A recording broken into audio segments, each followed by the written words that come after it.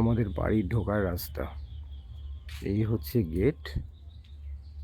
এখানে একটা জবা গাছ আছে, এদিকে কিছু নিম গাছ, এই কিছু জিনিসপত্র লাগানোর কাজ চলছে, মূলও লাগানো হচ্ছে। এইখানে পরপর অনেক গাছ, আমি একটু তাড়াতাড়ি হাঁটি।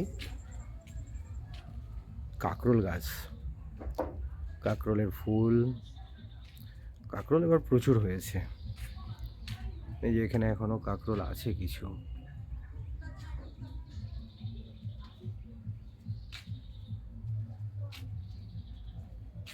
যে আমাদের বাড়ির গেট, বাড়ির মধ্যে ঢুকে